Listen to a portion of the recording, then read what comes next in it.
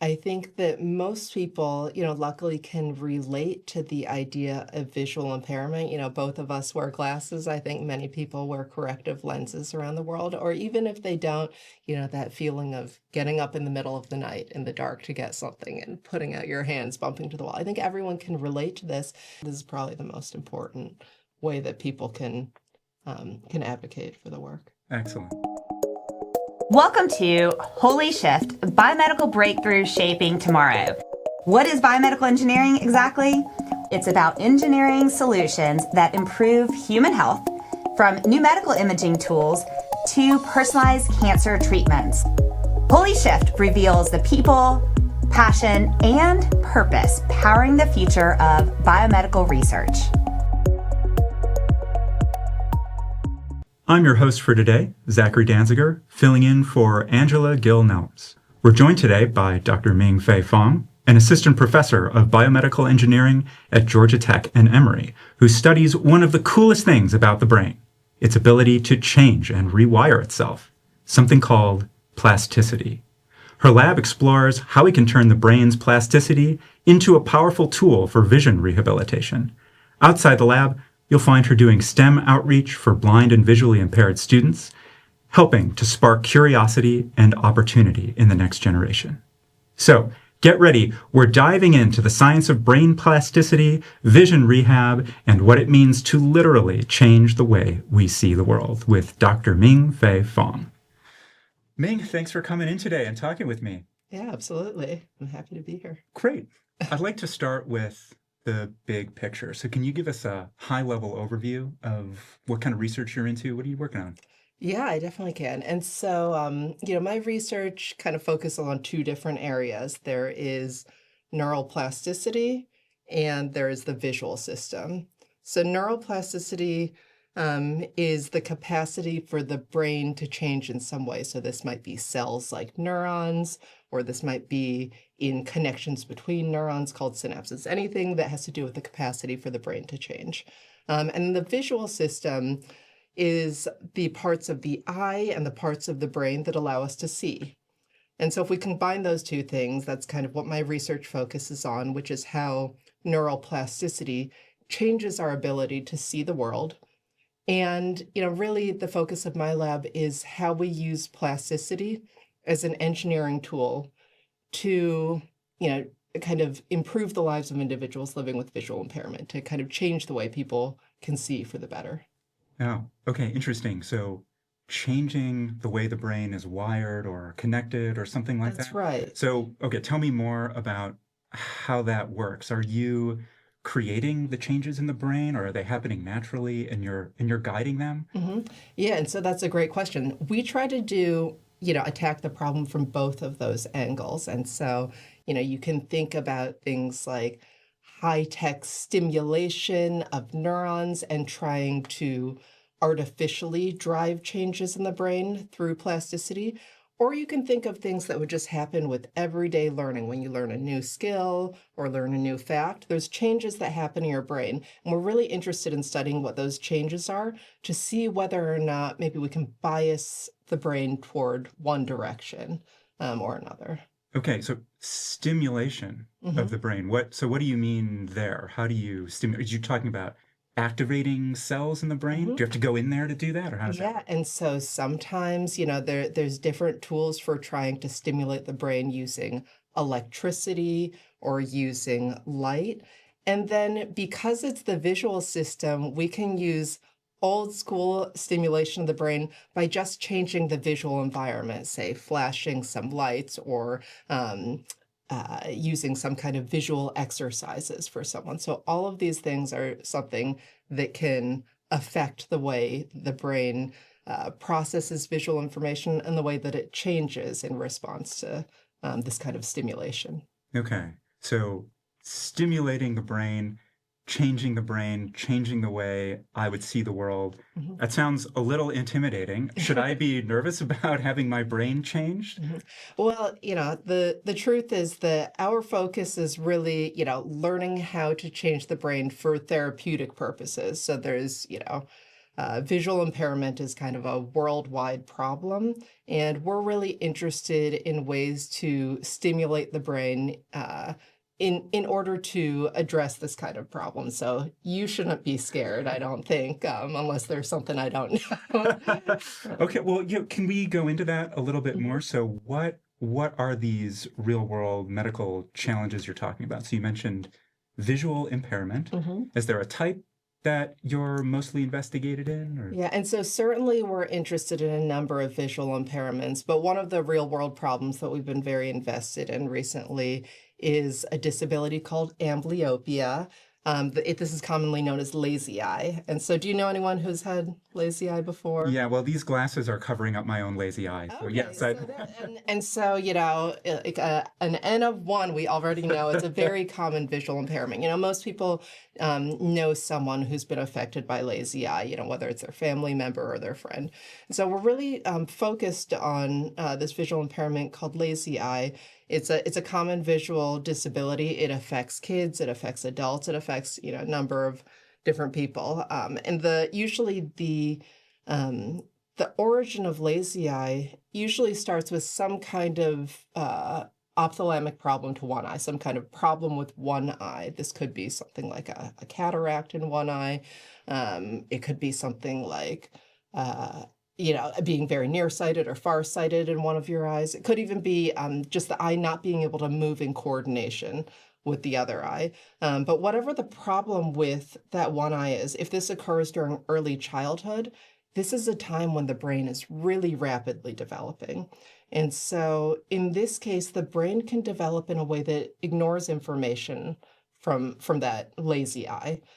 And, there's good news and bad news for this. The good news is that ophthalmology is amazing, and a lot of these pediatric problems with the eye can be surgically corrected using routine procedures, even by wearing corrective lenses, right? But the bad news is that the brain has already developed in a way that ignores information from that eye. And so we're kind of in this place where, a kid might have a perfectly good eye, but the brain is still not seeing through that eye. And we're really interested in ways to use plasticity in order to correct this, this problem where the eye is perfect, but maybe the brain isn't having it. Interesting. Yeah, so it feels to me like the plot is thickening a little bit here, because you're talking about how the brain can start ignoring visual information that comes in through that channel if the eye isn't functioning properly. But that sounds like plasticity to me also. The brain is changing, right? So is plasticity a good thing or a bad thing, or is it a double-edged sword, or how is this working? That's very perceptive. And so that absolutely is plasticity. So plasticity is agnostic to whether it is maladaptive or whether it's therapeutic. So in this case, that plasticity is involved in the pathophysiology or the etiology of that particular disease. And our interest is really in saying, okay, can we use plasticity now for good, right? Can we use it to correct this developmental plasticity that has occurred? Interesting. Okay. So how do you feel like your research is impacting the community, maybe beyond this particular medical condition? Sure. And so, beyond this particular medical condition, I think that anything that we can do to drive plasticity that augments vision, which would be the case for something like this, is really quite broadly applicable for a number of different forms of visual impairment. Vision is so important in our everyday lives. I think it's, I read somewhere that it's the number one sense that people are afraid of losing. Right. And I can vouch for that. Yeah. Well, and even, sometimes my glasses will fall off my face. And even in just that split second, I'm panicked. I think that most people can relate to this idea of, the difficulties one would experience losing vision. And so we hope that, what we discover in terms of trying to drive plasticity that augments the way that we see could be something that, is broadly applicable beyond just lazy eye.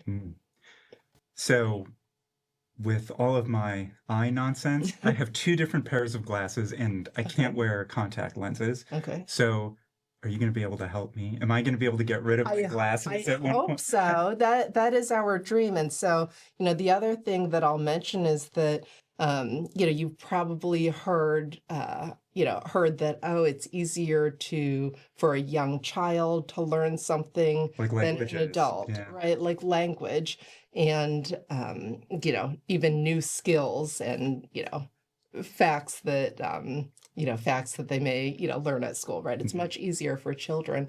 And this is because the rules for plasticity in the young brain, can be different than they are in the more mature nervous Mhm. system.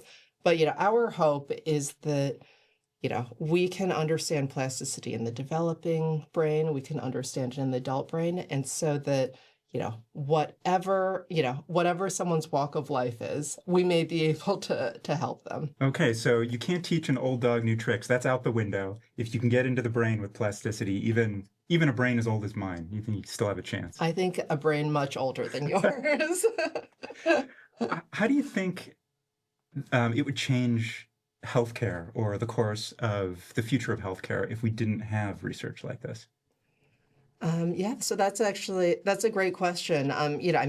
Amblyopia alone is something that impacts, I think, 100 million people worldwide right now. By Oh, 2040, it's supposed to be over 200 million. And so, I think even just addressing this particular problem, could impact millions of people in the world. I think it's something that could change healthcare. And without this type of research, people could have this lifelong visual impairment, right? That, maybe could have been corrected really, really early in life, but, now are without a treatment. And so that is our goal, right? To be impacting healthcare for people across a number of different ages. Hmm. I've heard you already talk about things like, we're focused on this one disease, but Mhm. in general, these advances could apply to the rest of the Mhm. visual system. And you talk about plasticity in the context of just general learning. Mhm. Do you think that what you're working on now could be applicable to the whole brain? Because the plasticity rules sound like they're everywhere. Yeah, absolutely. I mean, we are focusing a lot on vision, but plasticity is something that happens all over the brain, in the spinal cord, you know, honestly, throughout all biological tissue. And so, I think that if we can find ways to convince this type of tissue or convince these type of cells, convince these kind of connections between cells to change in a way that is advantageous to, how we behave, how we can sense the world. I do think that it is something that, um, you know, could apply beyond vision itself. Hmm. So a lot of different applications potentially. Hmm.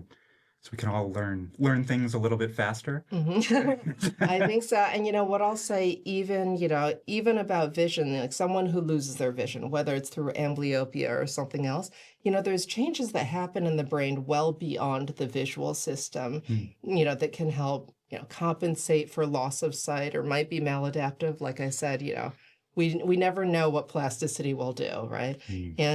And so I even think that, for someone who is losing some kind of sense, there are ways to use plasticity to try to help an individual adapt to the new normal.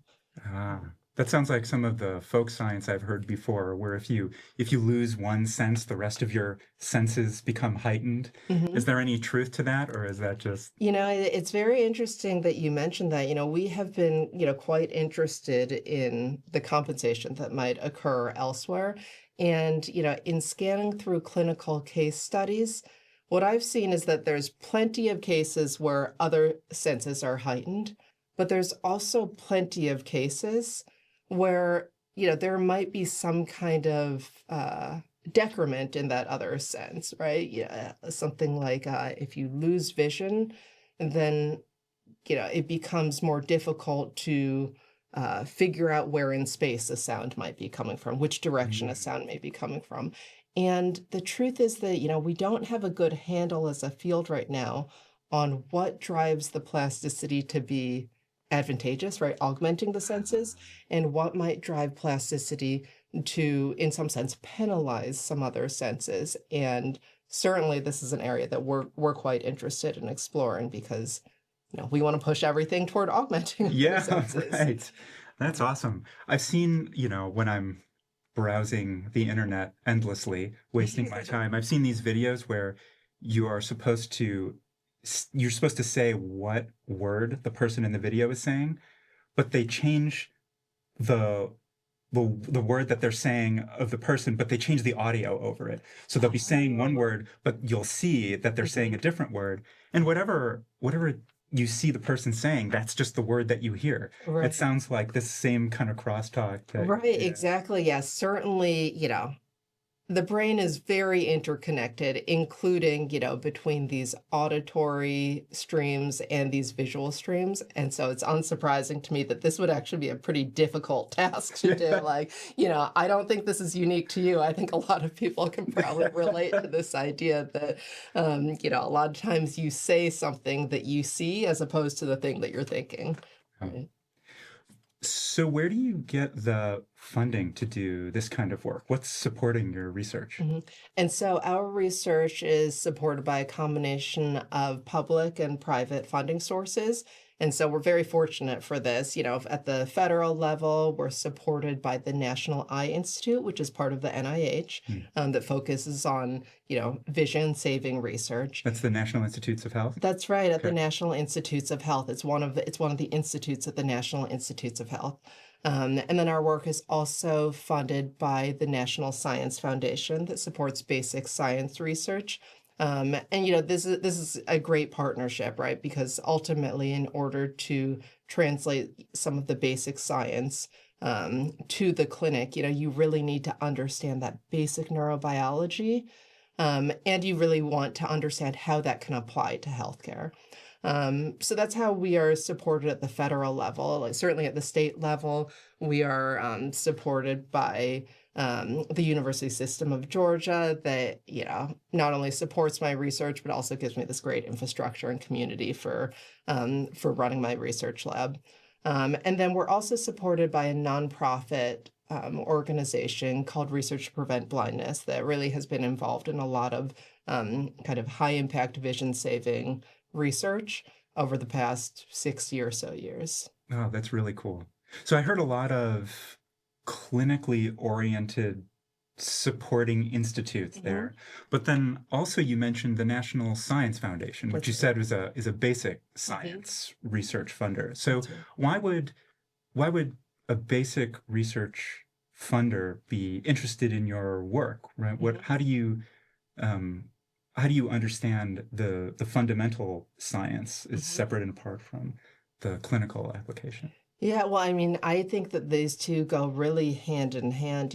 At the basic science level, we work with the director for biological sciences at the National Science Foundation, and they really are interested in understanding fundamental mechanisms, understanding biology. In our case, it's neurobiology, and so just understanding say the rules by which the brain can change, right? What are the rules by which, a cell might become more excited by some kind of stimulus, whether it's artificial or through vision? How that change occurs and how it affects the tissue. I think that that's just a fundamental, really fascinating question in biology. And ultimately, that's something that is supported by that basic science research. And it's fundamental for trying to find therapeutic value in kind of that basic science. I think that is really absolutely critical for thinking about ways that we can affect, say human disease for good. So even understanding things that are happening at the level of the cell, you think those ultimately bubble up to understanding how to better treat blindness or absolutely. And this has been, an approach that has been extremely successful for hundreds of years now, right? Understanding what's going on at the level of, an atom, right? A cell, the smallest, the smallest quanta, right, in any field. And I think, it has been quite impactful for, in a number of fields, not just in treating human disease, but, in computing, in, all sorts of other industries. What about your team? Who works with you? What does your team look like? What are their backgrounds? Yeah, so I work, as I mentioned, I work at Georgia Tech, and so I work with, some really tremendous graduate students. They come from training programs like biomedical engineering, which is my department, but also come from backgrounds in machine learning, in neurobiology, in medical science training. And so it's a really kind of, diverse team of people who are all working toward these problems. We also often have Georgia Tech undergraduates or Atlanta area high school students in our lab helping. And honestly, everyone does bring a unique perspective to the table. It's really valuable to have this collaboration between students at all levels. Oh, that's really cool. So even as young as high school students That's are getting. right. So what are high school students doing in your lab? Mm-hmm. Yeah, and so high school students, are often helping us, with some of our, both, tissue processing, like looking at changes in individual cells in the brain that they could see under a microscope. And they've also been responsible for a lot of the outreach work that our lab does. And so, I would be, quite delighted to talk about that as well. We're really interested in blindness and visual impairment beyond just the lab. And so we work with a lot of blind and visually impaired individuals in the Atlanta area, and try to focus on either educational initiatives or athletic initiatives for that group in Atlanta. And so our high school students have been tremendously valuable for helping us get out in the community. Oh, nice. And I also picked up machine learning in there. That's right. So that makes me think of ChatGPT or things like that, right? Are you asking these chatbots how to do the research, or how does that factor in? Yeah, and so, one of the, wonderful things about, this growth in machine learning in recent years is that we're able to explore this huge space of potential outcomes, right? And so in the context of the plasticity research that I do, a huge space of what kinds of plasticity rules could lead to an advantageous outcome or a deleterious outcome. And, we can use machine learning in order to explore all of these different possibilities that perhaps we used to have to just do through basic experimentation. And so it's, really opened up how we design our experiments and how we can, guess what type of therapy might be effective. Ah, really cool. But this all sounds kind of intense, work, difficult. Machine learning and tissue cultures and plasticity. Mm-hmm. So how do you unwind? How do you relax outside the lab and recharge? Well, outside the lab, I honestly, one of my hobbies is actually cooking. It's, in many ways very different than kind of the experimental work we do in the lab, where if we make a solution, we're measuring things out exactly precisely. You don't measure precisely when you cook? That sounds so dangerous.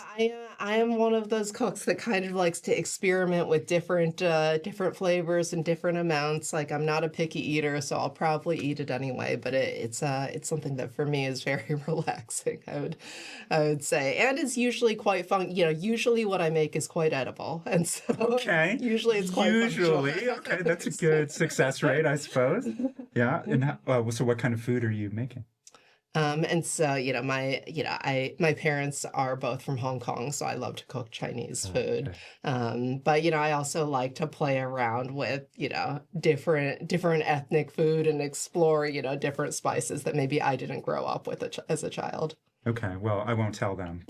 Surely they won't see the podcast, so they're not going to know that you're cheating on their favorite food. Oh, they love all sorts of different food too. So I think they have benefited from the fruits of that labor sometimes. How did you make your way into biomedical engineering? Not through culinary school. Yeah. I'm not quite at that point. I would say that I was always interested in engineering and building things. I studied mechanical engineering when I was in college, and I always had this vague idea, that idealistic college student has that, oh, I want to do something to help people. And I didn't know exactly what that meant, but, is there something I can do to use engineering to help people? And I actually had this internship opportunity that I was quite lucky to have with an organization called Health Rights. Um, that had a project site in northwestern Mexico where I was able to work with a community of people who were mostly paralyzed and tried to build wheelchairs using locally available materials and integrate into this, really kind of wonderful community. And I think there's two things that I gained from that kind of formative experience. One is that I said, oh, okay, you can actually use really simple engineering to have this tremendous impact on people's lives. And then the other thing was that, I was working with all of these individuals who were paralyzed, and I became really fascinated with neural injury and rehabilitation. And ultimately, it's kind of what shaped my path to where I am now. Wow. It sounds like some formative moments there that push you Yeah, in that absolutely. direction. So since then, right, so that launched your career. Has there been a moment that you can think of where you're working on something and it's a breakthrough or it's interesting or you've come up with a solution and you think that's it. That's why I got into BME. That's what makes it worth it. Yeah, and so, I love the science. I love working in the lab, but ultimately, what I love the most is, being able to share this work with the public, right? Being able to share this work with, people that this is actually really, really impacting their lives. So anytime we have, something where we have a new finding come out, you know, often on social media, I'll get all of these messages, right, from people who have amblyopia or have another visual impairment who say, wow, this is something that could really help me. Can you tell me more about this? And this is something that for me is, probably the most meaningful. I also, part of my role at Georgia Tech is teaching, and I love to share kind of what we're doing with our students. Like we have great students at Georgia Tech, and so I love being able to share this with them as well. That's amazing. You had mentioned off mic that some of your siblings are also in STEM, perhaps That's right. all of them. So when you get a moment like this, do you kind of rub it in their faces a little bit like I would, or are you a little more gracious than that? No, you know what? We're not, I would say that we're not a particularly competitive bunch. So we actually really kind of celebrate each other's achievements. And so I have an older sister who's in pediatric medicine. I have a younger sister who's in astrophysics. And anytime one of us has a big finding, we kind of all celebrate that, we're all helping to push science forward and, in a way that hopefully is quite impactful. All right. Excellent. Let me ask, what do you think is one thing that an average person needs to know in order to advocate for research like yours? Well, I think that most people, luckily can relate to the idea of visual impairment. Both of us wear glasses. I think many people wear corrective lenses around the world, or even if they don't, that feeling of getting up in the middle of the night in the dark to get something and putting out your hands, bumping to the wall. I think everyone can relate to this. And so I would say that, if anyone can relate to that feeling of what loss of vision is like, doing what they can to advocate for those who don't have, corrective lenses or a way to just turn on the light to get it back, and so whether or not that's volunteering with a community organization, whether or not that is advocating for biomedical research, whatever that may be, I think that, being able to, just share that with their friends and family, and kind of show people that this research really is kind of impactful for others' lives. I think this is probably the most important way that people can advocate for the work. Excellent. Well, your enthusiasm for the work is palpable, really gets me excited about what's coming next for both clinical applications, right? Curing disease, but also understanding the basics of how everything works. So I had a great time today. Thanks for coming on, Ming. Yeah, well, it's been great chatting with you. That's it for this episode of HolyShift, Biomedical Breakthroughs Shaping Tomorrow. If today's conversation sparked your curiosity, pass it along to someone eager to explore the power of research to change lives. As a reminder, the opinions expressed in this podcast are those of the host and guest and do not represent those of any organization mentioned. Be sure to follow or subscribe wherever you get your podcasts so you never miss an episode. To learn more about the research featured on this show, visit bme.gatech.edu or check the show notes for links and resources. Thanks for listening, and remember, behind every innovation is a purpose, a person, and a powerful story.